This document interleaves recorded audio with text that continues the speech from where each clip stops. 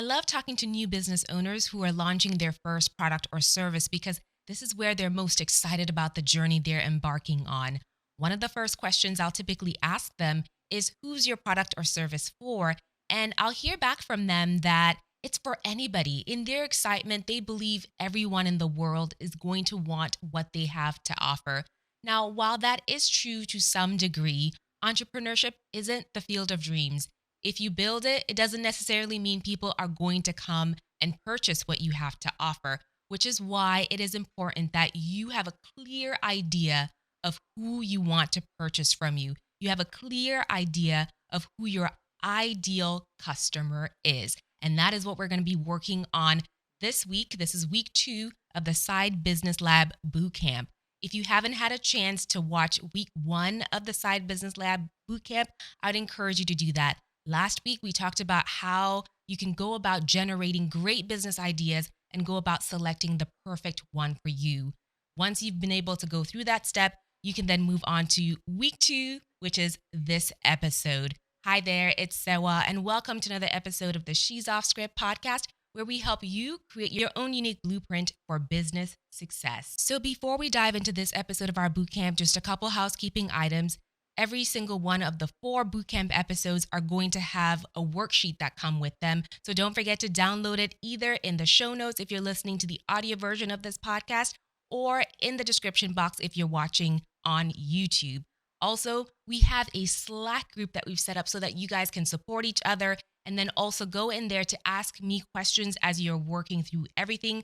I want to make myself available to you, and the link to that is also available in the show notes and in the description box. All right, without further ado, let's dive into week 2 of the Side Business Lab Bootcamp, where we're going to walk through how you can create your ideal client profile. All right, first things first, let's define some key terms here. What is an ideal client profile, and why is it important that you have one for your business right from the get-go? Well, as I mentioned earlier, an ideal client profile is essentially the set of information that you can gather that lets you know who exactly you want to purchase from you in your business. And we will dive into exactly what kind of information you need to gather in order to have a holistic image and picture of who that individual is. And I'll also walk you through where to even find the information about the individuals. Now, there are 3 reasons why it's important to have one of these for your business. First, you want to attract the right kind of people to your business. Not all money is good money. And I think that's a saying that essentially in this context means that you probably don't want to work with everyone that comes across your business, especially if you are service-based business. It's all about relationship, and you want to make sure that you're comfortable working with the kinds of people who approach you. So that's why it's important to have a clear idea of who it is you want to approach you. Secondly, the best way I have to illustrate this is if you've ever been targeted by an ad on social media, whether it's on Facebook, Instagram, LinkedIn, wherever, and if you've ever thought to yourself, I wonder how they knew I needed this, or wow, this is the perfect item for me. How did they know to reach out to me for it? Or how did they know to serve that ad up to me? What you may not realize is that business owners and the marketers are able to select the details about the individuals that they are trying to target or they're hoping will purchase their items. And they know their target audience or they know their ideal customer so well that they can tell us what shows these people are watching. They can tell us whether or not they have kids. They can say what cities they live in. They can tell us all sorts of things. Are they milk drinkers, or do they really go for dairy-free alternatives? They have gathered so much data and created a profile that is so spot on that when they serve you the ad, you're just like, wow, that's me. No questions asked. I'm purchasing whatever the item is. So that is what I want for you. I want you to know your ideal customer so well that when you approach them and tell them about your business, whether it's in real life or online, you know for a fact, no questions asked, they are going to want to purchase it from you. So you see how there's so much less effort that goes into working and targeting the right people as opposed to the scattershot approach where you're just asking everybody you come across do you want this? Do you want this? Do you want this? And you're getting, probably 9 out of 10 no's, as opposed to if you have done the job and you understand who you need, you may get 5 out of 10 straight yeses. And then maybe 2 of the 10 are like, maybe not now, but yes, I'm interested. So you see how your odds are a little bit better with that approach. And then the third and final reason you need an ideal client profile is because you want to make sure that the product or service that you are creating is catered to their needs. So, for example, if you've discovered that the number one purchasers of desks online are left handed, you're going to create a left handed desk for them. You're going to make sure that the features of that desk have left handed attributes on them, right? You're going to be very hyper aware about the things your product needs in order to appeal to the customer that you're targeting. So if you don't know who you're targeting, how are you going to make sure that this product is going to be exactly what they need? So it's important that you are mindful about who you're creating for, so that at the end of the day, it fits so well that you're not getting any friction when you're asking people to purchase from you. Okay, so now that we know what an ideal client profile is and we understand the importance of having one for our businesses, let's walk through what the components of an ideal client profile are, and we will have an example of how you can put one together for yourself. One caveat that we do have with this exercise is that there is a lot of educated guessing going on, because as you will see, we are looking up information about real individuals online, but there is a way to further validate it. That step is probably a little bit much for this exercise and this boot camp, but if you're interested in delving a little bit deeper into this, we do have the Side Business Lab 8-week accelerator that walks you through this and so much more and helps you go from your idea to your first paid clients in that 8-week span. So more details about that in the description box and in the show notes. But for the purposes of this boot camp, you're going to be able to get a clear understanding of who it is that you should be targeting. All right. Okay, let's dive into it. The components of your ideal client profile. First up is your demographics. So the questions that you need to answer under demographics is: what's the age? What's the gender? What's the marital status? Do these individuals have kids? Where do they live in the world, in the country? What state? What city? What metro area do they live in? So this is just basic demographic information about the individual. And it's surprising how much of this information is readily available online. So stay tuned for how we're going to populate that section. The next section of your ideal client profile is going to be your psychographics. So in this case, you're getting into the mind of the individual and you're trying to understand how they think. So in this section, you're trying to figure out, how would her friends describe her? What does she do on the weekends? What shows does she watch? What are career aspirations she has? Does she work out? What are her hobbies? What are her goals? The answers to all of these questions just help you get a better understanding of who the individual is, what their behavior patterns are, and just how do they move through the world, because that's going to inform how and where you meet these individuals. I know the TV show part may have surprised you, but if you think about the way traditional television works and even streaming services that have ads in them, you will have to note that they know the demographics of the individuals that are watching the shows. For example, if you're watching reruns of Golden Girls, they may expect that the population that watches Golden Girls skews older. So you may see more ads for Maalox or adult diapers, whatever the case may be. They're probably catering to that audience. Now, that's not to say that only people watching Golden Girls are, skewing older, because I love watching Golden Girls reruns, but the idea is, where is the majority of the audience sitting in the range of people that are watching the show? So you want to be mindful of where you're meeting people. Are you meeting the right sorts of people where you are advertising? So the next section of information we need to know about our ideal client is, what are their influences? So in this section, you're looking more so at who is she following on social media and what social media platforms will she be using. This is going to be important for you to understand, because you don't want to advertise on Facebook when they are on TikTok, right? You want to make sure that you have the right platform for the right individuals that you want to serve. Next, you also want to know what news outlets does she prefer and how is she consuming the news? Is she looking at just tweets on Twitter, looking at quick hit headlines, or is she sitting there and watching CNN all day as she's working? Next, you want to know where does she typically go to get her questions answered when she has a problem? In particular, when she has a problem that's in the area that you are offering a product or solution. And then the final section of information you need to understand is what are the challenges that are being faced by the ideal customer that you are trying to approach? And ideally, these challenges would be centered in the area of the product or service that you have to offer. How is she dealing with the problems that she has right now? Has she found some quick fixes that are working well for her? How is she dealing with it right now?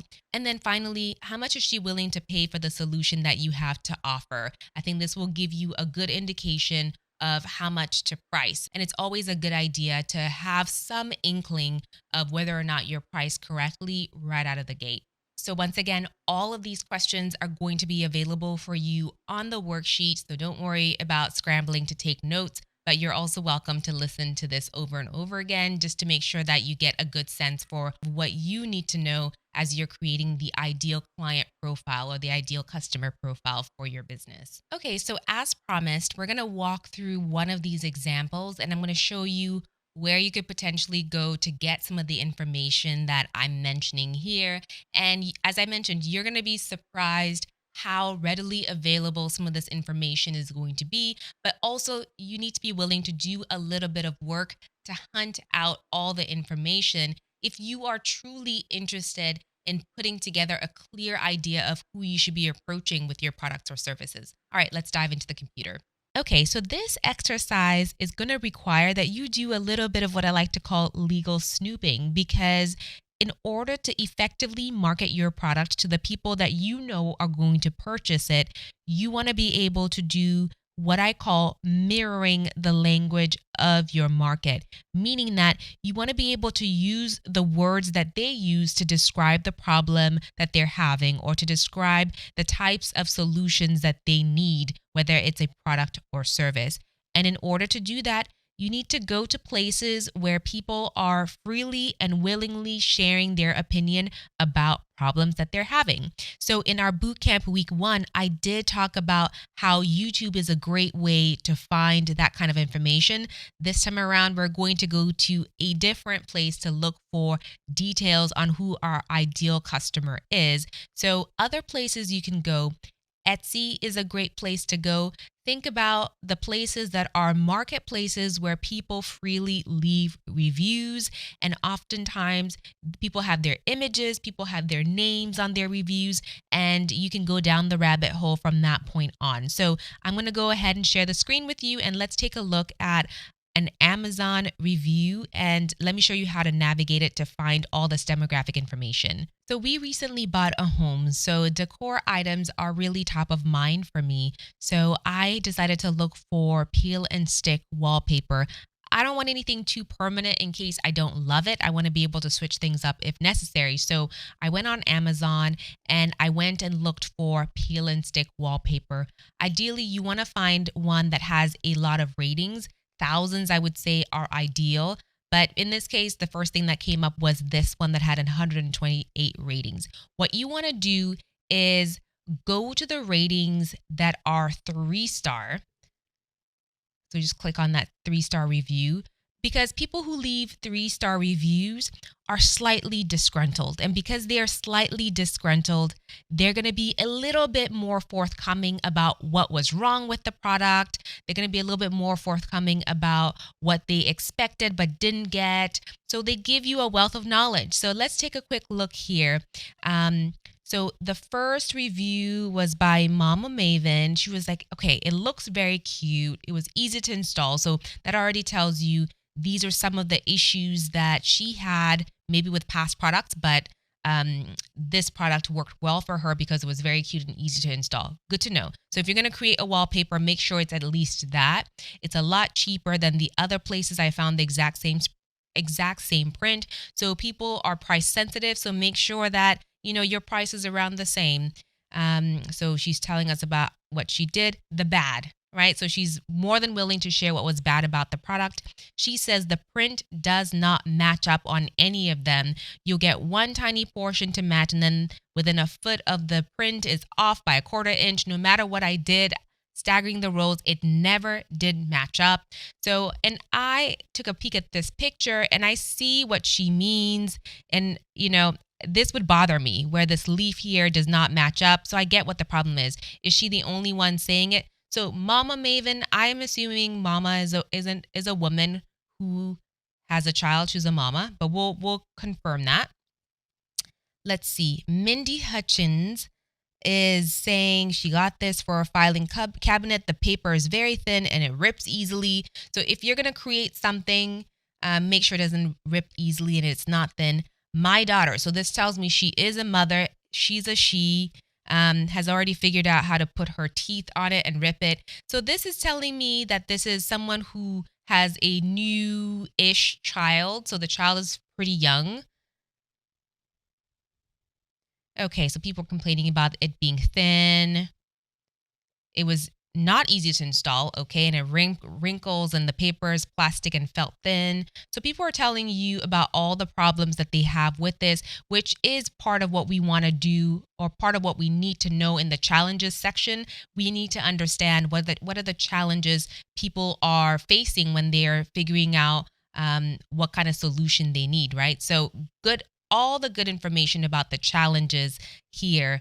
Now, let's take a look at anything else that's informative or tells us a little bit more about who they are. Well, I think you get the idea here. You can fill up your demographic section a little bit, and you can also fill up some of the challenges section with just reading people's reviews. Okay. So, but now I think this is where you need to decide how committed you are to finding information about your person. So I Googled Mama Maven and it brought up a public Instagram profile for Mama Maven. Okay. And it tells you, she has a master's RN, so she's a fairly educated woman, loves beer. She's a 4-time mom. She travels, loves home design, right? So you're getting a little bit more of an understanding of her. Very interesting. I was able to match up the date from her review with the image or the image in her timeline. Beautiful wallpaper. It's the exact same wallpaper from Amazon, and she's designed it for her daughter. So perhaps if you are targeting your ad, you're going to be looking for parents of daughters, because there was also a male in here or the name at least indicates they're a male, and most likely they were getting this for their daughter. So this is kind of giving you a lot of information on the kinds of people that are purchasing similar products that exist in the market, and you want to be able to piece together an idea of the demographics so that when you create your product, first of all, it addresses some of the gaps that are already being talked about in the market, and second of all, you are clear on the sort of language you're using. So when you're creating your ads, you'll say, it's very easy to install, it's thick, it's not going to wrinkle on you. You're going to say all the right things in their words, right? So as I said, this takes a little bit of work on your part to make sure that you've laid a strong foundation for the business that you are launching, that you're in your mind, you don't just tell yourself it's for everybody, because unfortunately it's not for everybody. Not everyone wants this wallpaper. It's most likely going to be women who have young daughters, who perhaps live in a certain part of the country, who perhaps who earn a certain amount, because someone who has a master's in nursing is probably in the higher upper middle class, especially if she's coming from a 2-income household. That gives you a sense for who has some of that extra income to spend.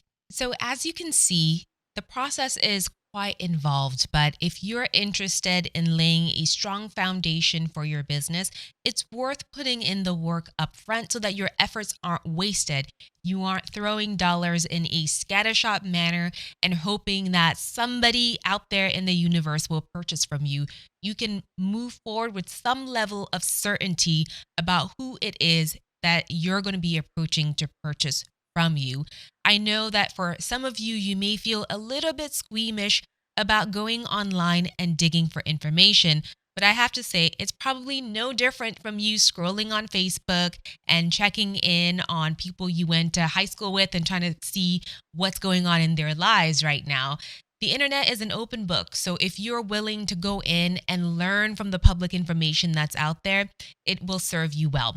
So as I mentioned, there is a worksheet available for you to download so you can work through all the questions and the process that we're laying out. If you have any questions, don't hesitate to dive into our Slack group so that you can interact with everyone who's taking part in this bootcamp. This is week 2. We have 2 more weeks to go, and I'm excited to take you through the process that will help you lay a strong foundation for your business. If you're interested in diving a little bit deeper into our business building program, you can join our Side Business Lab 8-week accelerator. There is information about that in the description box if you're watching on YouTube, or in the show notes if you're listening to the audio version of this. All right, so there you have it. I cannot wait to see how this process goes for you with week 2 of the Side Business Lab Bootcamp. Don't forget to tag us as you're working through this on Instagram. We're at She's Off Script on Instagram, or drop me a DM if you don't want to be so public with what you're doing. All right, with that, don't forget to subscribe and hit the notification bell on your way out. And also just a reminder that we have over 160 audio episodes that you can binge listen to on she'soffscript.com or wherever else you listen to audio podcasts. With that, we'll see you right back here next week for week 3 of our Side Business Lab Bootcamp. Bye.